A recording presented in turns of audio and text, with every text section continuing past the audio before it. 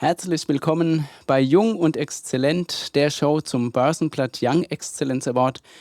13. Runde ist das bei unserem Young Excellence Award. Mein Name ist Kai-Uwe Vogt, ich bin Redakteur beim Börsenblatt und Projektmanager bei unserem Preis für Young Professionals, die die Buchbranche so richtig rocken. 10 fabelhafte Personen sind nominiert und 2 davon seht ihr hier, nämlich einmal Karolina Timoschatschenko. Schön, dass du da bist. Hi. Hallo. Und Monika Drummer, Literaturagentin, ist auch hier. Hi, Moni. Hallo. Ich sage einfach Moni, das war gar nicht abgesprochen. Magst du das, wenn man dich Moni nennt? Voll okay, ja, kannst du gerne Cool. machen. Glück gehabt. Bei Carolina, bei dir weiß ich, Caro wirst du oft gerufen, da wusste ich das, aber mit Moni habe ich mich gerade ganz schön weit rausgelegt. Okay, aber mein Kopf ist noch dran. Wir haben heute auch 30 Minuten ungefähr Zeit, um euch ein bisschen kennenzulernen. Ich freue mich wahnsinnig drauf, bin da sehr geehrt. Wir machen das auch so, dass wir gleich einen Fragentornado haben. Da werdet ihr euch gegenseitig ein bisschen auf den Zahn fühlen, auf ganz nette Art. Und dann kriegen wir nachher noch einen Buchtipp von euch. Und ihr dürft der Branche natürlich auch was wünschen. Und wir quatschen natürlich zwischendurch auch ganz viel. Zum Award kann ich noch sagen, dass die gesamte Börsenvereinsgruppe ihn vergibt und die Future Publish ist in diesem Jahr auch Partner und es ist ein großes Networking-Event. Das ist das, was nach außen, was man da nicht so oft sieht, aber was uns ganz wichtig ist. Da gibt es ein ganz lebendiges Netzwerk. Jeder, der mal nominiert war, ist Teil dieses Netzwerks und da passiert ganz viel. Genau, aber der Award selbst wird durch eine Publikumswahl vergeben und da ist die Wahlkabine offen und wer noch unentschlossen ist, kriegt heute vielleicht womöglich eine Anregung, wo er seine Stimme lassen kann oder sie. Genau, ich habe eben noch unterschlagen, Carolina, du bist Programmleiterin, nicht nur Programmleiterin, sondern sozusagen Gründerin bei Grau, einem Verlag, der sozusagen wo Creator ihre zum Teil wirklich krassen Geschichten erzählen. Da werden wir nachher noch ein bisschen drüber erfahren, wie du dazu gekommen bist. Das wollte ich aber, bevor wir jetzt in den Fragen-Tornado starten, damit legen wir nämlich los, nicht unterschlagen, dass wir das wissen. Weil vielleicht könnte ich mir vorstellen, dass Monika darauf Bezug nimmt. Und dann wäre es ja ganz nett, wenn man das weiß. Seid ihr bereit für unseren Fragentornado? Okay, Monika, du darfst zuerst Fragen stellen an Caro. Du Okay. hast 90 Sekunden Zeit. Los geht's. Okay, liebe Caro, Bücher mehrmals lesen oder immer ein neues? Egal wie gut, für das mehrmals Lesen bin ich zu schnell gelangweilt. Morgens oder abends lesen? Abends, am liebsten vor dem Schlafengehen. Ein Buch oder 3 Bücher parallel? Niemals parallel, ich muss wirklich in die Geschichte eintauchen. Das letzte Buch, das dich gefesselt hat? Takis Würgers für Polina. Wem das nicht nahe geht, dem kann ich auch nicht mehr helfen. Klappentext lesen oder blind ins Buch starten? Immer lesen. Ein Skill, den du gerne hättest? Am liebsten ganz viele Sprachen sprechen und alle Menschen verstehen. Frankfurter oder Leipziger Buchmesse? Leipzig finde ich charmanter für Buchfans. Bücher immer beenden oder auch manchmal abbrechen? Das war mal anders, aber heute weiß ich, dass Lebenszeit zu kostbar ist, um was zu beenden, was einen nicht berührt. Happy End oder offenes Ende? Ich bin ein Fan von Klarheit, deshalb Happy End. Bist du Coverkäuferin? Ja, eindeutig. Und zur Absicherung muss ich dann trotzdem den Klappentext lesen.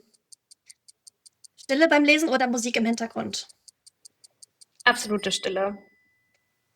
Wow, vielen Dank. Spannend. Spannend.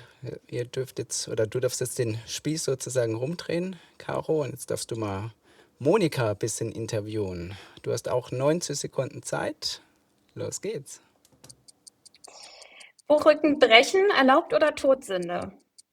Todsünde. Dein absolutes Unwort der Buchbranche.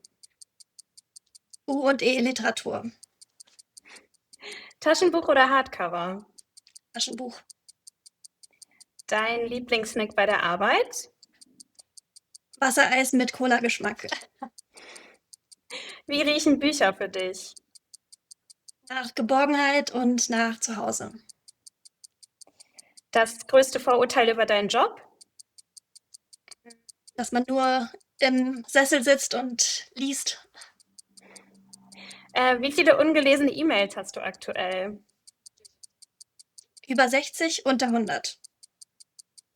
Dein Endgegner im Arbeitsalltag? Aktuell ist es die Umsatzsteuervoranmeldung. Ein Buch, das du immer wieder lesen könntest? Keins. Ich lese auch, so wie du, immer lieber ein neues. Dein bisheriges Jahreshighlight? Girls, Girls, Girls von Shoshana von Blankmuseum. Was motiviert dich an einem müden Montag? Der erste Tee des Tages und meine To-Do-Liste, weil ich sehr, sehr gerne To-Do-Listen abhake und Listen einfach generell liebe. Und Die wollen wir noch hören. perfekt. Okay. Wie sortierst du dein privates Bücherregal, wollte ich noch fragen. Nach gelesen und ungelesen und nach Sprache und auch so ein bisschen nach Thematik und nach Optik. Wow, ein Also es ist richtiges schon eine System. schon ein bisschen eine wilde Mischung, aber es funktioniert ganz gut für mich. Prima, ich kann Cool. das total nachvollziehen und ich bin froh, dass ich diese Fragen nicht so beantworten muss wie ihr, weil das hätte ich niemals so toll auf den Punkt gebracht. Ich bin total gebaffelt, wie gut ihr das hinkriegt. Wahnsinn. Mir ist bei euren Lebensläufen, es gibt ja Porträts, ihr wurdet ja interviewt für den Award. Dann kann man sehr ausführliche Porträts nachlesen. Und da ist mir aufgefallen, ihr habt diese Gemeinsamkeit, dass ihr beide mal Journalismus angefangen habt zu studieren, beziehungsweise sogar im Journalismus gearbeitet habt. Caro, du hast bei den Ruhrnachrichten sogar in 2 Redaktionen zumindest mal rein geschnuppert, Praktika gemacht, aber das ist schon immer sehr intensiv, wenn man da äh, mal schnuppert. Also da steht man ja dann nicht nur ein bisschen nebendran, sondern wird gleich ins kalte Wasser geworfen. Jedenfalls stelle ich es mir so vor. Ihr habt euch dann aber beide für eine andere Laufbahn entschieden. Jetzt würde mich mal bei euch beiden interessieren. Caro, du fängst vielleicht mal an. Äh, Was hat dich dann dazu bewogen zu sagen, ah nee, ja, war gut, aber mein Weg führt jetzt woanders hin?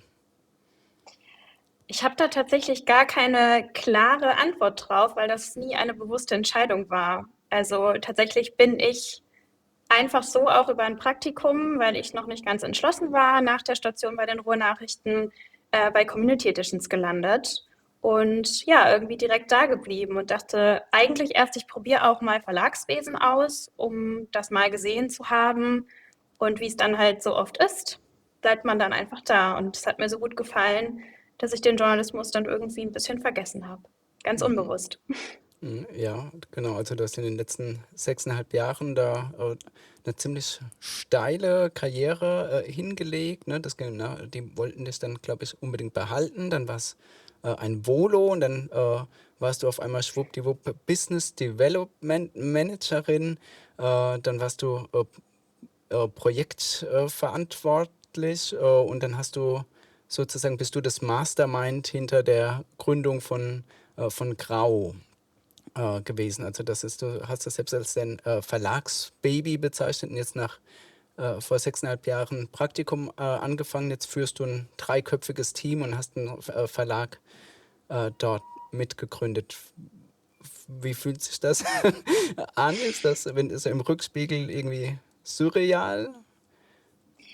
Total, weil ich mir das irgendwie, also ich habe mich auf dem Weg selten gefragt, was da eigentlich passiert. Ich habe das irgendwie immer alles mitgemacht, Spaß daran gehabt, habe immer viele Chancen bekommen, viele Möglichkeiten, eben genau solche Projekte intern zu treiben und wenig Zeit gehabt, wie man sich vielleicht denken kann, da überhaupt mal so drauf zurückzublicken.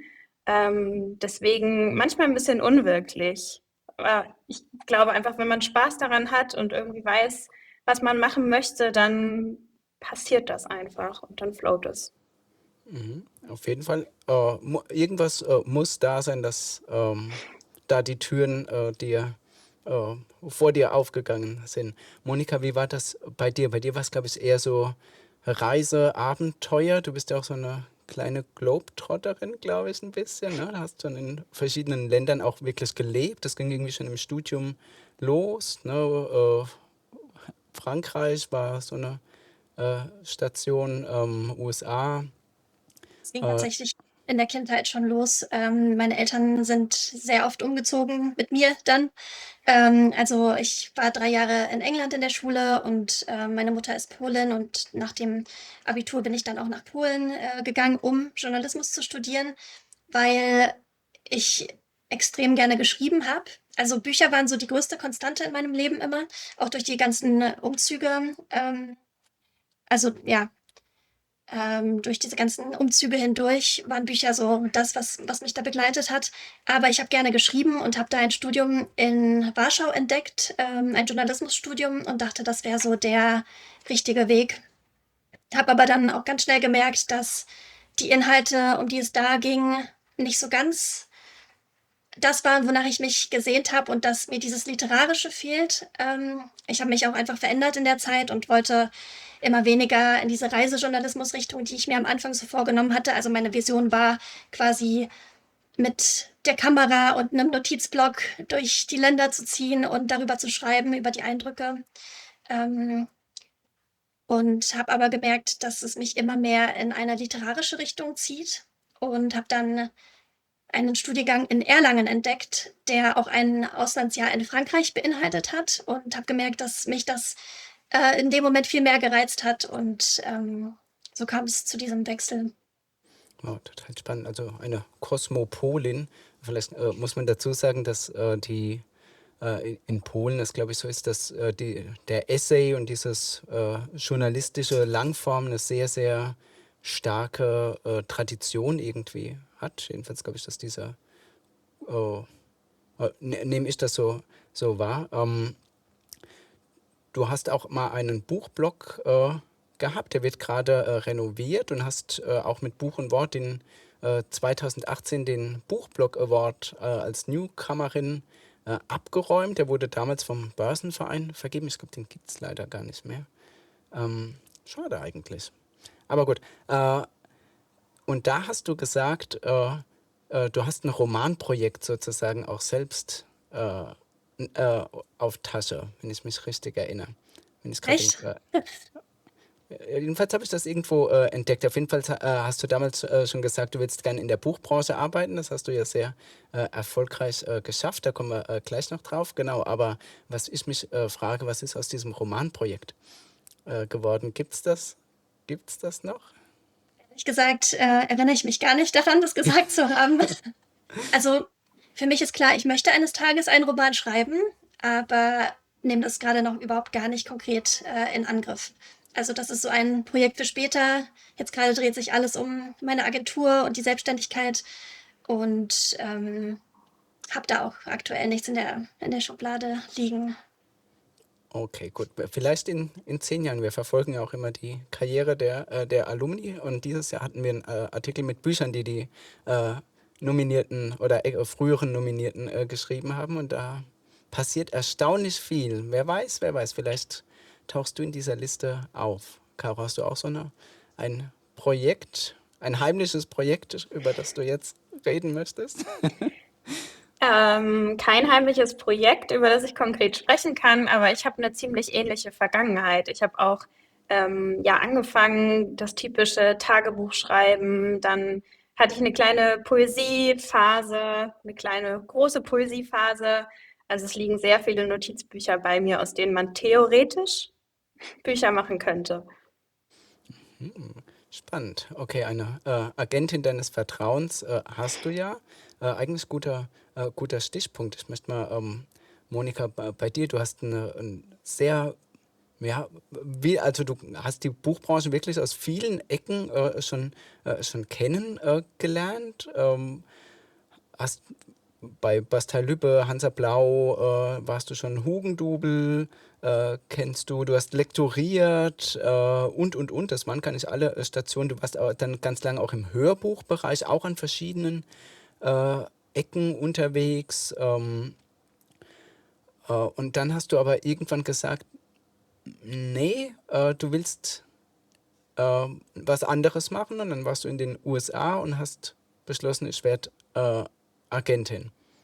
So, also wie ist das passiert? War das so eine lange Suchbewegung und das hat nicht gepasst? War das reine Neugierde? Wie kam das? Also ich hatte schon immer im Gefühl, dass ich mich irgendwann selbstständig machen muss, dass das so ein innerer Drang war und hatte das aber eher so fürs Alter gesehen oder halt irgendwann später. Das war immer so etwas für eben einen anderen Zeitpunkt. Und dann war ich an einem Punkt in meiner Karriere. Ich war Hörbuchlektorin und mochte den Job wirklich gerne, mochte das Team, war wirklich eigentlich recht zufrieden, habe aber immer mehr gemerkt, dass ich was Neues lernen möchte und dass ich mich weiterentwickeln möchte und wollte ursprünglich eine Fortbildung machen und habe nach Fortbildungen recherchiert.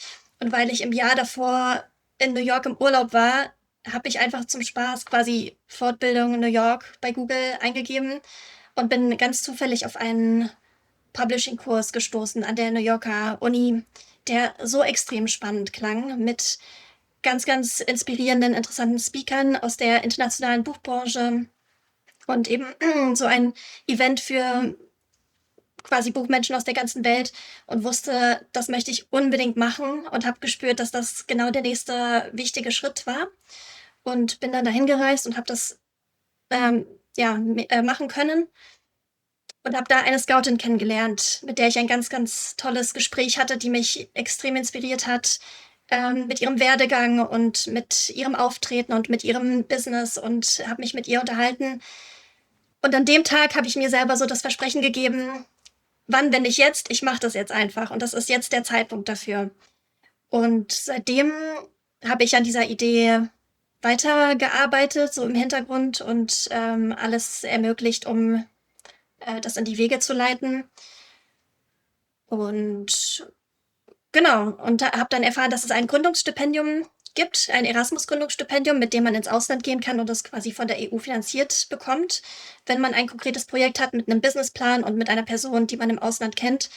Und habe dann die Scoutin gefragt, ob sie sich vorstellen könnte, meine Mentorin zu sein für einige Wochen. Und sie hat zugestimmt. Und deswegen war ich dieses Jahr auch nochmal in New York, um von ihr zu lernen und den US-amerikanischen Buchmarkt besser kennenzulernen und Kontakte zu knüpfen.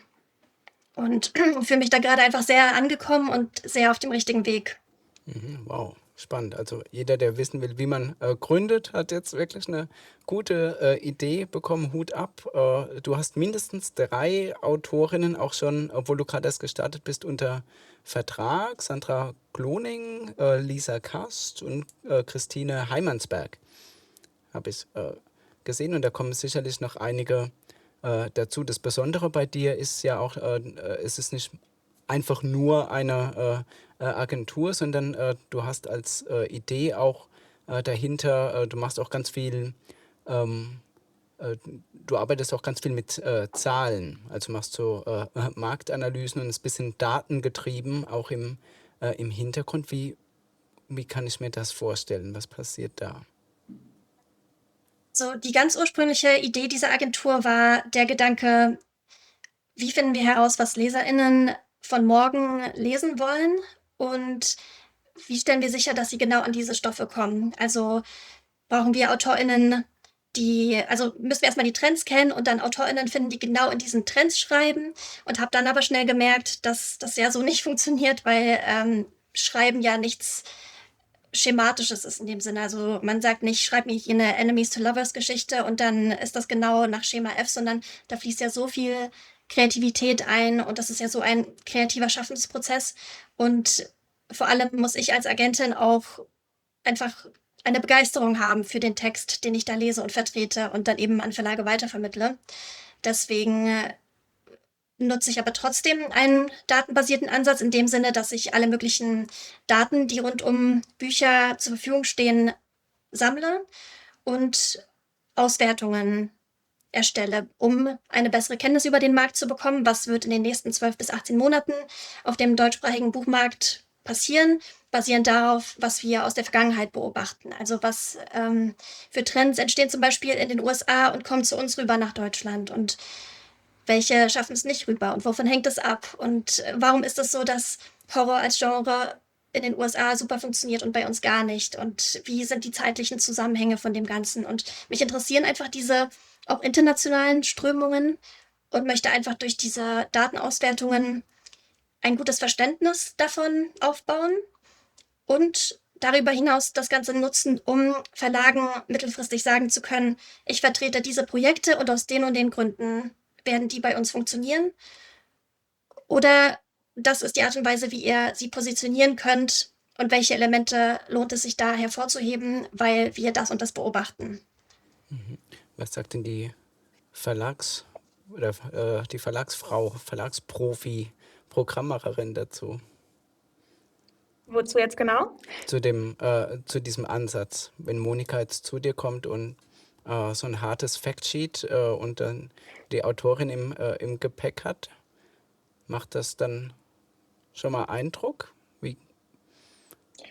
Ja, auf jeden Fall. Vor allem, wenn es wirklich zahlenbasiert ist, ist das natürlich was für uns super spannend zu wissen ist. Zumal, du hast es eingangs gesagt, wir ja auch mit CreatorInnen arbeiten und das Ganze da natürlich auch viel, viel schneller passiert. Das heißt, wir gucken uns zwar auch Trends an, können aber oft nicht auf Social Media Trends zum Beispiel unseren Fokus setzen, weil die, bis das Buch geschrieben ist, vielleicht dann manchmal schon wieder out sind. Das heißt, es ist natürlich immer gut zu wissen, was wird den Menschen in 12 Monaten, in 1,5 Jahren interessieren. Und das Ganze dann wirklich zahlenbasiert zu wissen und zu sehen, ist natürlich super interessant. Weil es bei uns immer ein Zusammenspiel aus all diesen Faktoren ist, dass wir eben schauen müssen, was ist dann noch relevant, was gerade online besprochen wird, weil unsere AutorInnen natürlich Menschen sind, die gerade online Themen besprechen. Ja. Mhm. Genau, also euer Programm bildet ja viele gesellschaftliche Debatten ab. Also Betty Taube schreibt über den Alkoholismus ihrer Mutter und so dysfunktionale Familien, sage ich mal. Ihr habt Riccardo Simonetti, der über Männlichkeit und mögliche neue äh, äh, Rollenbilder für eine, ich sag mal, eine neue Männlichkeit so diskutiert. Ihr habt ein Buch über Hass in den sozialen Medien von der Jenny N, heißt sie. Jen Dann Yan? ganz klar. Jenny Yan, siehst du, da muss ich mit meiner Unwissenheit direkt punkten. Genau. Und so weiter und so weiter. Die Liste ist da sehr lang. Wie ist die Zusammenarbeit mit diesen Creatoren? Das sind jetzt erstmal keine SachbuchautorInnen in erster Linie, sondern äh, scoutet ihr die und geht auf die zu und sagt, hey, wäre das nicht mal was? Wir machen ein Buch mit dir.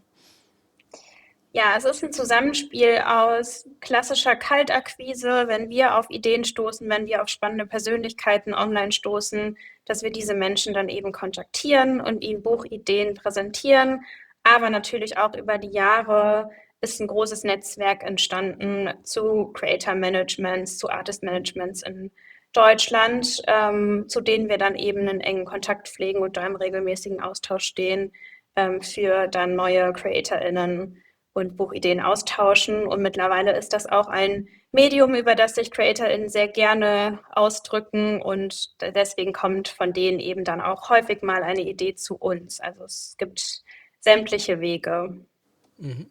Du hast gerade angedeutet, auch in diesem Bereich gibt es Agenturen und Netzwerke. Das ist dann wahrscheinlich immer der erste Kontakt, nehme ich mal an. Jedenfalls beschreibst du es so. Wann, Genau.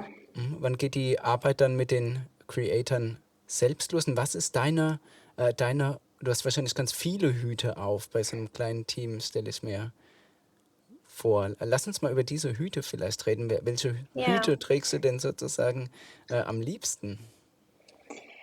Am liebsten tatsächlich so die Erstkontakte und die Konzeption dann schon mit den CreatorInnen zusammen. Also wenn wir dann in Kontakt getreten sind, gibt es meistens Erstgespräche, die finden sehr häufig schon direkt mit den CreatorInnen selbst statt, was immer sehr, sehr schön ist, weil man dann aus erster Hand auch wirklich erfährt, was die Motivation hinter dem Projekt ist, was die Menschen eigentlich erzählen möchten, was für kreative Ideen sie zum Teil auch schon haben. Also das ist wirklich immer wieder super schön und du hast es ja auch schon gesagt, wir bedienen sehr viele verschiedene Themen, viele verschiedene Menschen aus verschiedenen Content-Bereichen, sage ich mal. Das heißt, es ist auch immer wieder ein neues Thema für mich und immer wieder eine neue Persönlichkeit, auf die ich mich einstellen kann und ja, Themen, über die ich selbst auch viel erfahren kann. Dementsprechend ist das, glaube ich, so mein Lieblingshut, wenn man dann wirklich so in den ersten Ideenaustausch kommt und ja, die Visionen übereinander legt. Das hört sich spannend an. Ich habe aus dem Porträt, als ich das gelesen habe von dir, war so mein Eindruck, du bist jemand, der sehr gerne und sehr gut und sehr gründlich auch Konzepte macht und da sehr versinken kann, aber Ja, jemand, der nicht unbedingt auf die große Bühne von sich aus jetzt hüpft. Wobei du das auch sehr elegant machst, finde ich. Ähm, Wo entspannst du oder wobei entspannst du, wenn du mal zufälligerweise nicht gerade arbeitest? beim Lesen tatsächlich oder auch beim Singen. Ich nehme nach Jahren Pause wieder Gesangsunterricht. Das habe ich im Studium gerne gemacht und auch schon in der Schulzeit, in einer Schulband und im privaten Gesangsunterricht. Und das habe ich in diesem Jahr auch wieder für mich gefunden. Das tut mir sehr, sehr gut. Und bei einer Tatsache, bei einer Sache, die mittlerweile auch zu meinem Job geworden ist, und das ist der Sport. Ich bin nämlich auch Pilates-Trainerin. Und ja, wenn ich dann in so einem Kurs stehe, dann ist das für mich ein sehr guter Ausgleich. Spannend. Musikalisch geht es auch bei Monika zu. Man sieht es auch im Hintergrund. Ja, genau. Ich lerne Schlagzeug zu spielen, um meinem Namen gerecht zu werden. Aber ja, das ist in letzter Zeit auch ein bisschen kurz gekommen, weil einfach so viel los war. Aber grundsätzlich macht das auch sehr viel Spaß, gerade so diese Unabhängigkeitsgrooves zu lernen und zu merken, wie sich so die Synapsen bilden und wie es einfach immer leichter wird. Das ist so eine Sache, bei der man sehr gut oder bei der ich sehr gut im Moment sein kann. Oh, ich habe vorhin keinen Szeneapplaus bekommen, das hole ich jetzt aber allerdings noch nach. Ich würde von euch gerne jetzt noch mal erfahren, welches Buch ihr besonders gerne empfehlt. Wer fängt an? Caro, willst du uns vorstellen, welches Buch empfiehlst du besonders oft? Ja, ich empfehle besonders oft Martin Suter, auch wenn es wahrscheinlich keine Empfehlung ist und nichts, wovon man noch nie gehört hat. Hier explizit Wut und Liebe. Das habe ich tatsächlich sehr, sehr gerne gelesen. Ich lese generell gerne Suter, muss ich ehrlich zugeben, weil er sehr klar schreibt, sehr reduziert und mit wenigen Worten irgendwie sehr viel sagt. Und weil es oftmals auch noch ein ja, spannendes Element, ein Thriller-Element gibt, was ich ganz gerne mag persönlich. Und ja, ich finde einfach beide Gefühle, sowohl Wut als auch Liebe, super, super spannend und gerade den Kontrast dazwischen. Und ich sage immer ganz gerne, dass aus Liebe sehr schnell Wut entstehen kann. Und aus Wut kann auch mal über Nacht Liebe werden. Ja, und die beiden Gefühle sind irgendwie so nah beieinander. Und ich mag auch, dass bei Martin Suter immer ein künstlerisches Element mit dabei ist, weil ich auch sehr kunstinteressiert bin. Spannend und ist im Diogenes Verlag erschienen, wie fast alles von Suter. Wie sehr vieles bei mir. Genau, ein weißes Regal. Monika, welches Buch empfiehlst du denn sehr gerne und sehr häufig? Das habe ich Anfang des Jahres gelesen, Girls, Girls, Girls von Shoshana von Blankensee. Und das ist ein Debüt und wurde meines Wissens noch in keine anderen Sprachen übersetzt. Ähm, und das sollte sich dringend ändern, finde ich. Es ist eine queere Coming-of-Age-Geschichte. Es geht um zwei junge Frauen in den 90ern, die aus dem Staat New York nach San Francisco reisen und sich dort ein neues Leben aufbauen wollen und sich quasi nochmal neu erfinden wollen und komplett kein Geld haben und eigentlich auch gar keinen Plan, wie sie das anstellen sollen. Und fangen dann erstmal an, in einem Stripclub zu arbeiten und erleben da alle möglichen Abenteuer und lernen sehr, sehr viel über sich selbst und übereinander. Und es ist super packend geschrieben, es ist auch emotional, es ist sehr zugänglich und trotzdem sehr literarisch. Das ist immer so meine liebste Kombi bei Büchern. Und ja, ich finde, das sollten viel mehr Menschen noch auf dem Schirm haben und lesen. Ein ganz, ganz tolles Buch. Okay, hört sich auf jeden Fall sehr spannend an. Wir sagen auch da den Verlag. Wo ist das Buch erschienen? Also jetzt bei Penguin erschienen. Genau, das ist eine US-Autorin und ein englisches Buch, also englischsprachiges Buch. Okay, und vielleicht bald. Gehört sie auch zu deinen Autorinnen und du vermittelst die Rechte überall hin. Wer weiß. Spannend wär's. Wir sind schon fast am Ende. Jetzt ist der Punkt, wo ihr der Buchbranche etwas wünschen dürft. Monika, was ist dein Wunsch an die Buchbranche? Ich wünsche mir, dass sich kommerzieller Erfolg und literarische Qualität nicht ausschließen und dass das allgemein anerkannt wird, dass beides koexistieren kann und dass das mit die besten Bücher sein können, die sowohl einen Nerv treffen und den Zeitgeist als auch einfach Page-Turner sind und dass das sehr viel Spaß machen darf. Und dann fand ich auch noch sehr schön, was Larissa Ruf gesagt hat in der ersten Podcast-Folge mit dem Möglichkeitssinn. Also, dass quasi, ähm, also sie meinte, sie wünscht sich, dass die Branche einen Möglichkeitssinn hat und eben Möglichkeiten erkennt und sieht. Und das finde ich auch einen sehr schönen Punkt. Also dieses über den Tellerrand hinausschauen und überlegen, was können wir noch machen, wo kann man sich noch besser vernetzen, was machen andere Länder und wie sieht da der Buchmarkt aus und dass man einfach so die Augen offen hält. Und ansonsten finde ich, dass das eine sehr, sehr nette Branche ist und ich wünsche mir einfach, dass das so bleibt. Vielen Dank. Carolina, was ist dein Wunsch an die Buchbranche?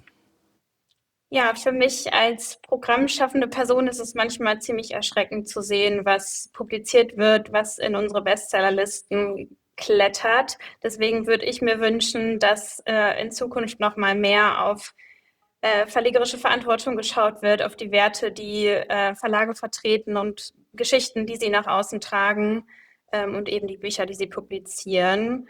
Und dass wir Menschen auch weiterhin den kulturellen Wert von Büchern und dem geschriebenen Wort sehen, vor allem auch in Zeiten von KI.